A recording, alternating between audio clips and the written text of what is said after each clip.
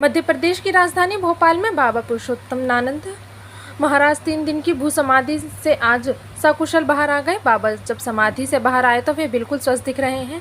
उन्होंने बाहर आकर कहा कि ये भक्ति की शक्ति है। बाबा के बाहर निकलते ही मंदिर परिसर जयकारों से गूंज उठा तो उन्होंने दावा किया कि वे मां दुर्गा के साथ स्वर्गलोक का भ्रमण करने गए थे। दरअसल साउथ टीटी नगर स्थित मां भद्रकाली विजयासन दरबार में स्वामी पुरुषोत्तमानंद महाराज ने प्रशासन ने भू समाधि के लिए अनुमति मांगी थी। प्रशासन की तरफ से अनुमति नहीं मिलने पर वे समाधि लेने की जिद पर अड़ गए थे। इसके बाद 30 सितंबर को उन्होंने समाधि ली थी। भू समाधि के लिए 7 फीट गहरा गड्ढा खोदा गया था। विधि विधान से पूजा के बाद इसमें बाबा प्रवेश किए थे।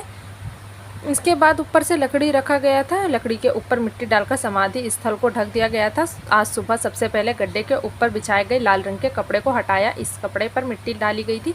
कपड़ा हटाते ही पटिये नजर आने लगे। 5 बाय 6 के गड्ढे में से 12 पटियों को हटाया गया। बाबा की पत्नी इस दौरान आरती की थाली लिए खड़ी रही। जैसे ही आगे की 4 पटिये हटाए महाराज की पहली झलक दिखी। महाराज ध्यान मुद्रा में बैठे हुए थे। उनकी झलक दिखते ही जयकारे गूंजने लगे। भक्तों ने उन पर पुष्प वर्षा की।